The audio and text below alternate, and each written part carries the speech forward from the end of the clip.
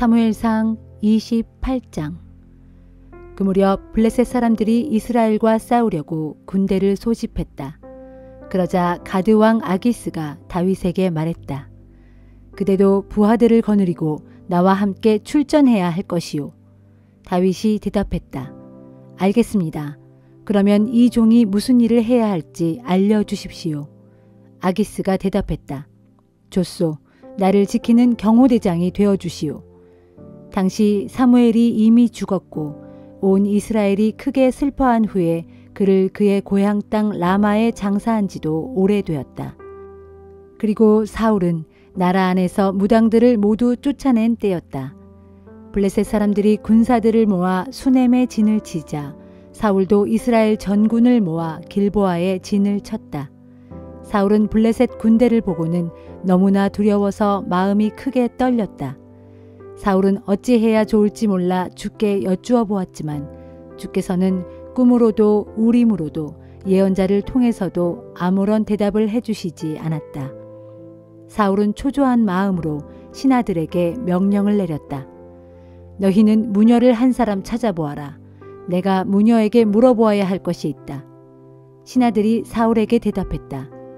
엔돌 지역에 죽은 사람의 혼백을 불러올리는 용한 무녀가 한 사람 있습니다. 사울은 남들이 알아볼 수 없게 변장한 다음 신하 2명을 데리고 그 무녀를 찾아가 말했다. 내가 말하는 사람의 혼백을 불러내어 그 혼백에게 물어보아 주시오. 여인이 사울에게 말했다. 사울왕이 행한 일을 당신도 분명히 아실 텐데요. 사울은 무당들이 이 땅에서 발붙이고 살지 못하게 하였소. 그런데 당신은 어찌하여 나에게 목숨을 걸고 그런 일을 하라고 부탁하는 것이요? 사울은 주의 이름을 걸고 맹세했다. 주께서 확실히 살아계시는 한 당신은 이 일로 어떤 처벌도 받지 않을 것이요. 그제야 여인이 물었다. 누구의 혼백을 불러올릴까요? 사울이 대답했다. 사무엘을 불러올려 주시오. 그 여인은 사무엘이 올라오는 것을 보고 놀라서 크게 소리를 질렀다. 어찌서 저를 속이셨습니까? 당신은 사울 왕이로군요. 왕이 그녀에게 말했다. 두려워하지 말라. 무엇이 보이느냐? 여인이 대답했다. 한 혼백이 땅에서 올라오는 모습이 보입니다. 사울이 다시 물었다. 생김새가 어떠하냐? 그녀가 대답했다. 긴 옷을 걸친 노인입니다. 사울은 그가 사무엘이라는 것을 알아차리고 얼굴이 땅에 닿도록 엎드려 절을 했다. 사무엘이 사울에게 말했다. 그대는 왜 나를 불러올려 괴롭히는 것이오? 사울이 대답했다. 제가 지금 괴로워 죽을 지경입니다. 블레셋 사람들이 저를 치려고 저렇게 모여 있는데 주께서는 제게서 떠나가 버리셨습니다. 주께서는 제게 예언자의 말씀으로나 꿈으로나 더 이상 응답하시지 않습니다. 제가 어찌해야 할지 당신께 여쭙고자 합니다. 사무엘이 말했다. 주께서 이미 그대를 떠나 그대의 적이 되었다는 것을 너무나 잘 알면서 어찌하여 나에게 묻는 것이오. 주께서는 나를 통해 예언하신 것을 그대로 이루셨소. 주께서는 이 나라의 왕위를 그대의 손에서 빼앗아 그대와 가까운 이웃인 다윗에게 넘겨주셨소. 주께서는 일찍이 아말렉 족속을 모조리 없애버리라고 그대에게 명령하셨으나 그대는 그 말씀에 순종하지 않았소. 그런 이유로 주께서는 오늘 그대에게 이런 일을 행하시는 것이요. 주께서는 그대와 이스라엘을 모두 블레셋 사람들에게 넘겨주실 것이요. 내일이면 그대와 그대의 아들들이 나와 함께 있을 것이요. 또한 주께서는 이스라엘 군대 역시 블레셋 사람들에게 넘길 것이요. 사무엘의 말에 사울은 큰 충격을 받고 갑자기 땅바닥에 그대로 엎드러졌다. 그렇잖아도 사울은 온종일 아무것도 먹지 않아서 기진맥진해 있던 참이었다. 여인이 사울에게 다가가 보니 사울은 온 몸을 부들부들 떨고 있었다. 여인이 말했다. 보십시오. 이 미천한 여종은 당신께 순종했습니다. 목숨의 위험을 무릅쓰고 당신이 말씀하신 대로 다 행했습니다. 그러니 이 여종의 말에 귀를 기울여 주십시오. 제가 음식을 좀 차려드릴 테니 가실 길을 생각하시고 많이 드십시오. 기운을 차리셔야 합니다. 사울은 아무것도 먹지 않겠다고 거절했다. 하지만 사울의 신하들이 여인과 함께 계속 권하자 사울은 그들의 말에 따르기로 하고 바닥에서 일어나 침상에 앉았다. 무녀는 자기 집에서 키우는 살진 송아지 한 마리를 그 자리에서 잡았다. 여인은 또 밀가루를 반죽해서 누룩을 넣지 않은 채 빵을 구웠다. 여인이 사울과 신하들 앞에 음식을 내놓자 그들이 먹었다. 그들은 그날 밤에 자리에서 일어나 왕궁으로 돌아갔다.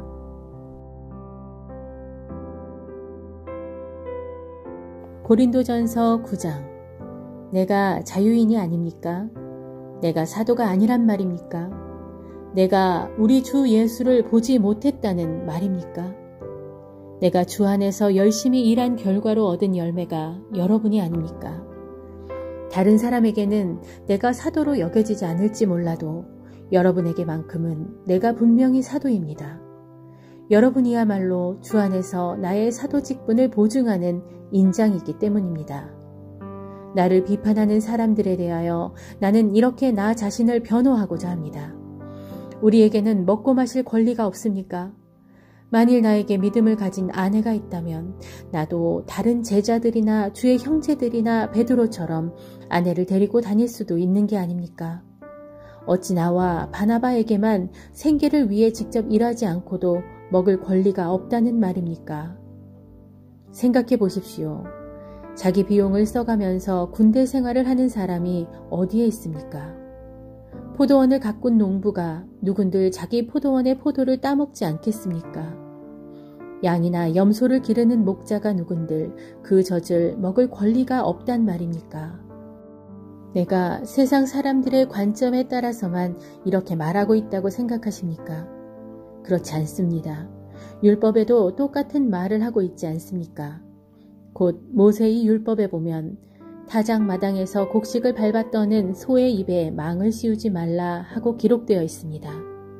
하나님의 이 말씀이 어찌 단순히 소만 생각하고 하신 말씀이겠습니까? 이 말은 분명 우리 모두를 두고 하신 말씀일 것입니다. 그렇습니다. 이는 우리를 위해 기록된 말씀입니다. 밭을 갈거나 또 곡물을 타작하는 사람이 장차 자기 몫을 얻을 것이라는 소망을 가지고 일하는 것은 너무나 당연합니다. 이와 똑같습니다. 우리가 여러분에게 영적인 씨를 뿌렸다면 여러분에게서 물질적인 것을 얼마 거둔다고 해서 그것이 지나친 일이겠습니까? 다른 사람들도 여러분에게 물질적인 지원을 해달라고 권리를 내세우는데 우리에게는 더욱더 그럴 권리가 있지 않겠습니까? 그러나 우리는 한 번도 이런 권리를 내세우지 않았습니다. 오히려 우리는 행여 그리스도의 복음 전도에 지장을 줄까봐 어떤 것이든 참고 견뎌왔습니다. 성전에서 일하는 사람은 성전에서 나오는 음식을 먹고 제단에서 일하는 사람은 제단의 재물을 나누어 먹는다는 사실을 여러분은 진정 알지 못합니까? 이와 마찬가지로 주께서도 복음을 전하는 사람들에게 복음을 전하는 일로 생계를 유지해야 한다고 말씀하셨습니다. 그러나 나는 일체 이런 권리를 여러분에게 행사한 적이 없습니다. 또 내가 지금 이런 글을 쓰고 있는 것도 나를 위해 그렇게 해달라는 뜻이 결코 아닙니다. 그렇게 하느니 차라리 죽는 편이 나을 것입니다. 이런 나의 자부심은 아무도 헛되게 하지 못할 것입니다. 복음을 전하는 것이 내게는 하등 자랑거리가 될 수 없습니다. 나는 어쩔 수 없이 복음을 꼭 전해야만 하기 때문입니다. 만일 내가 복음을 전하는 일을 그만둔다면 내게 재앙이 미칠 것입니다. 만일 내가 스스로 원해서 복음을 전한다면 나에게는 보상이 주어질 것입니다. 하지만 나에게는 다른 선택의 여지가 없습니다. 나는 단지 하나님께서 내게 맡기신 직무를 다하는 것뿐입니다. 그렇다면 이런 상황에서 내가 받을 보상이 무엇이겠습니까? 그것은 아무런 대가 없이 복음을 전한다는 것, 또 설교를 하면서 전도자로서 나의 권리를 주장하지 않는다는 것, 바로 그것이 내가 받는 보상입니다. 나는 아무에게도 얽매이지 않은 자유로운 몸이지만 내 스스로 모든 사람의 종이 되었습니다. 그것은 되도록 많은 사람들을 얻기 위해서입니다. 나는 유대인들과 같이 있을 때는 유대인처럼 행동합니다. 유대인들을 얻기 위해서입니다. 율법을 따르는 사람들에게는 내 자신이 율법에 얽매인 처지가 아닐지라도 스스로 율법에 따릅니다. 그래야 율법을 따르는 사람들을 얻을 수 있기 때문입니다. 반면 율법 없이 사는 사람들과 함께 있을 때는 율법 없이 사는 사람처럼 행동합니다. 비록 내가 하나님의 율법을 떠난 사람이 아니고 또 그리스도의 율법 아래 놓여 있는 사람이지만 그렇게 율법 없는 사람처럼 행동하는 것은 율법 없이 사는 사람들을 얻기 위해서입니다. 내가 연약한 사람들과 함께 있을 때는 연약한 사람들을 얻기 위해 나도 연약한 사람이 됩니다. 어떤 사람이든 내가 그들과 같은 입장에 서려고 애쓰는 것은 어떻게든지 몇 사람이라도 구원으로 이끌고 싶은 바람 때문입니다. 오직 나는 복음 전도를 위해서 이 모든 일을 기꺼이 하고 있습니다. 그것은 복음이 주는 참된 복에 내가 참여하기 위해서입니다. 경기장에서 모든 사람이 다 같이 달리기에 나서지만 1등상을 받는 사람은 한 사람뿐입니다. 그러니 여러분도 경주에 이겨 상을 받을 수 있도록 힘껏 달리십시오. 살펴보면 경기에 나서는 사람은 모두 열심히 연습하고 또 모든 일에 절제합니다. 보십시오. 그들은 모두 썩어 없어질 월계관을 얻기 위해서라도 그렇게 애쓰지만 우리가 애쓰는 것은 결코 썩지 않을 월계관을 얻기 위해서입니다. 그러므로 나는 목표 없이 달리는 사람처럼 그렇게 헛되이 달리지 않고 허공에 주먹질하는 권투 선수처럼 그렇게 헛되이 싸우고 있는 것이 아닙니다. 나는 항상 내 몸을 쳐 절제시킵니다. 그 까닭은 다른 사람들에게 복음을 전하는 내가 정작 나 자신은 상 받을 자격을 박탈당하면 안 되기 때문입니다.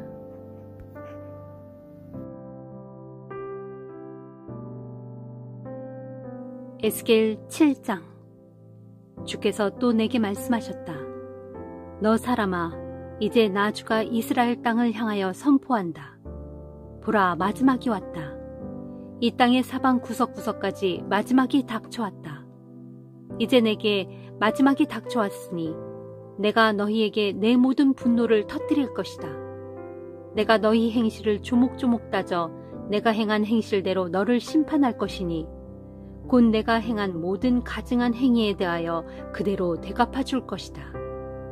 그날에 내가 너를 아껴 소중히 다룬다거나 혹은 너를 불쌍히 여겨 자비를 베푸는 일은 결코 없을 것이다. 오직 내가 행한 행실대로 너를 벌할 것이고 내가 저지른 가증스러운 행위대로 대갚아 줄 것이다. 그제야 내가 주인 줄 너희가 알 것이다. 주께서 또 말씀하셨다. 재앙이다. 정말로 놀랍고 두려운 재앙이다. 보라, 그 재앙이 가까이 닥쳐왔다. 마지막이 왔다. 마지막이 왔다. 마지막이 너희를 쳐서 멸망시키려고 드디어 일어섰다. 보라, 그 마지막이 가까이 닥쳐왔다. 이 땅에 사는 모든 백성들아, 주께서 정해놓으신 재앙의 날이 내게 닥쳐왔다. 마침내 때가 이르렀고 날이 가까이 닥쳐왔다. 그날은 전쟁의 함성으로 온 땅이 떠들썩한 날이고 더 이상 산에서 즐겁게 환호성을 외치는 날이 아니다. 그날에 내가 나의 분노를 너희 위에 모조리 쏟아부을 것이고 나의 진노대로 너희에게 행할 것이다. 그래서 내 행위에 따라 너를 징벌할 것이니 곧 우상을 숭배한 내 모든 역겨운 행위에 따라 내게 그대로 되갚아 줄 것이다. 그날에 내가 너를 아껴 소중히 다룬다거나 혹은 너를 불쌍히 여겨 자비를 베푸는 일은 결코 없을 것이다. 오직 내가 행한 행실대로 너를 징벌할 것이고 내가 저지른 가증스러운 행위대로 대갚아 줄 것이다. 그러면 그제야 너는 너를 치는 것이 나 주라는 것을 깨닫게 될 것이다. 보라, 그날이다. 보라, 그날이 닥쳐왔다. 정해진 재앙의 날이 닥쳐왔으니 마침내 너희의 죄악을 징벌할 몽둥이에 꽃이 피었고 너희의 교만을 징벌할 방망이에 싹이 텄다. 난폭하고 잔인한 자가 일어나서 너희의 죄악을 징벌할 몽둥이가 되었으니 그 몽둥이는 어떤 자비를 베풀지 않고 사정없이 내려칠 것이다. 그러므로 이 백성들도 이 무리들도 이 땅의 모든 재물들도 하나도 남김없이 다 사라질 것이고 이 땅의 모든 아름다운 것들도 하나도 남지 않고 다 없어질 것이다. 그때가 이르렀고 그날이 닥쳐왔다. 그러므로 이제 물건을 사는 사람도 기뻐하지 말고 파는 사람도 슬퍼하지 말라. 하나님의 무서운 진노가 이 땅의 모든 백성들에게 예외 없이 임할 것이기 때문이다. 설령 물건을 판 사람이 살아있다 해도 그는 그 팔린 물건을 도로 살 수 없을 것이다. 그것은 이 땅의 모든 백성들에게 보여준 나의 환상은 결코 돌이키지 아니하고 그대로 실현될 것이기 때문이다. 그러므로 누구든지 악한 생활을 하면서 죄를 짓고서는 어느 누구도 스스로 자기 목숨을 굳세게 보존할 수 없을 것이다. 이 땅의 백성들이 나팔을 불어 군사를 모으는 둥 모든 전쟁 준비를 다 갖춘다고 할지라도 막상 전쟁터에 나갈 사람이 아무도 없을 것이니 그것은 내가 이 땅의 모든 사람들에게 내 진노를 쏟아부을 것이기 때문이다. 그리하여 성읍 밖에서는 적군의 칼에 찔려 죽을 것이고 성읍 안에서는 혹독한 전염병과 기근으로 죽을 것이다. 들판에 있는 사람은 칼로 말미암아 죽을 것이고 성읍 안에 있는 사람은 기근과 전염병으로 말미암아 삼켜질 것이다. 이 땅의 백성들 가운데 더러 살아남은 자들이 산속으로 피신할지라도 그들은 각자 자기들이 저지른 죄악 때문에 골짜기의 비둘기처럼 탄식하며 슬피 울 것이다. 그날에 이 땅 백성들의 모든 손은 맥이 빠져 힘을 쓸 수 없겠고 그들의 무릎은 물처럼 흐늘흐늘 아주 쇠약해질 것이다. 또 그날에 그들은 모두 굵은 삼배옷을 걸쳐 입고 두려움에 빠져 벌벌 떨 것이다.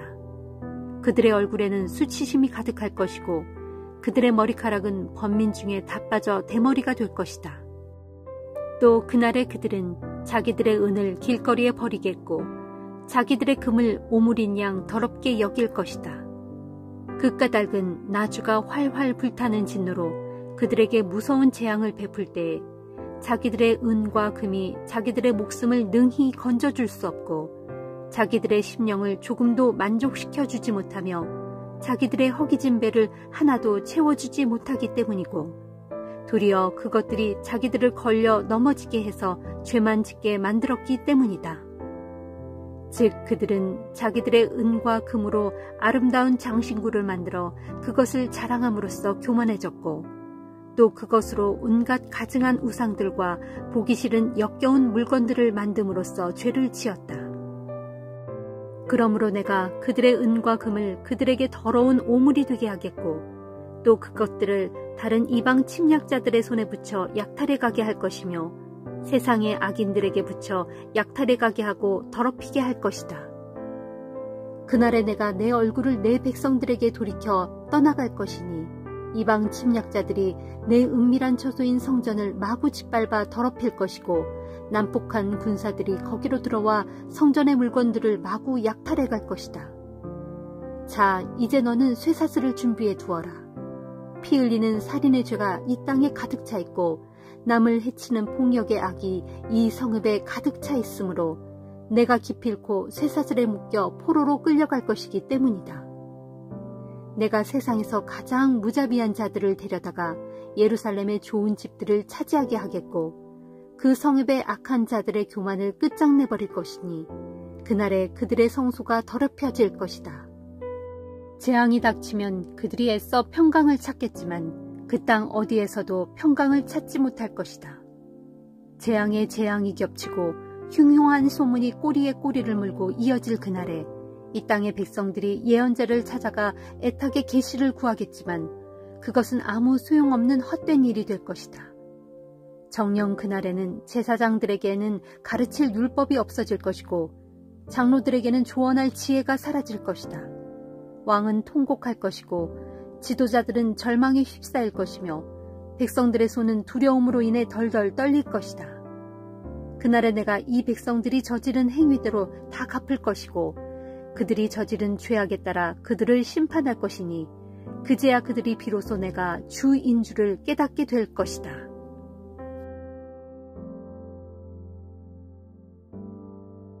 시편 45편.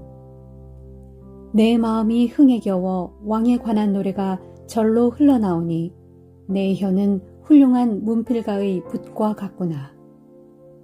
왕은 사람이 낳은 자들 가운데 가장 용모가 수려하신 분. 왕의 입술에서는 아름다운 말들이 술술 흘러나오니 하나님께서 왕에게 영원토록 복을 내리셨습니다. 오 지극히 강한 용사여, 허리에 왕의 칼을 차고 위엄과 영광의 옷 입으소서. 왕은 진리와 겸손과 의를 위해 위엄 있게 말을 타고 당당히 나가서 승리를 거두소서. 왕의 오른손으로 놀라운 일을 보여주소서. 왕의 화살이 날카로워 원수들의 심장을 꿰뚫으니 왕의 대적들이 왕의 발 아래 쓰러집니다. 오 하나님, 주의 보좌는 영원토록 견고하고 주의 나라의 홀은 공의의 홀입니다. 진실로 왕이 정의를 사랑하고 악을 미워하니 그러므로 하나님, 곧 왕의 하나님께서는 그에게 기름을 부어 왕으로 세워주셨습니다. 다른 왕의 모든 동료들 위에 그를 우뚝 세워서 그에게 기쁨의 기름을 부으시어 왕으로 삼았습니다.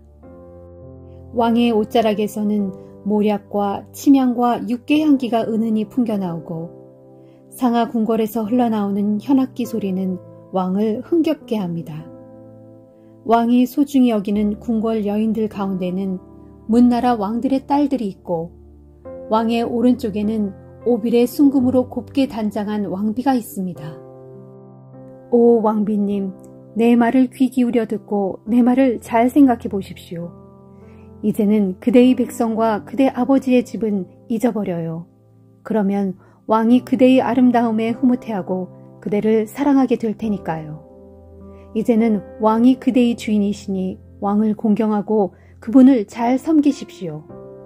그러면 두로의 딸이 선물을 들고 그대를 찾아올 것이고 가장 부유한 백성들도 그대의 은총을 구하여 그대 앞으로 나아올 것입니다. 진실로 왕비님은 금실로 수놓은 옷을 입고 궁궐에서 모든 영화를 누릴 것이니 금빛 찬란한 화려한 옷을 걸쳐 입고 왕을 뵈러 나아갈 때 왕비님의 뒤에는 젊은 시녀들이 줄줄이 뒤따를 것입니다. 그들 모두가 기뻐하고 즐거워하면서 궁중 내시의 인도를 받아 왕궁으로 들어갈 것입니다. 오 왕이시여, 왕의 아드님들은 왕의 보좌를 굳건하게 계속 이어갈 것입니다. 왕께서는 아드님들을 통치자들로 삼아 온 땅을 다스리게 하실 것입니다. 내가 오고 올 모든 세대에 걸쳐 왕의 이름을 기억하게 하겠사오니 그러므로 모든 백성들이 세세토록 왕을 칭송할 것입니다.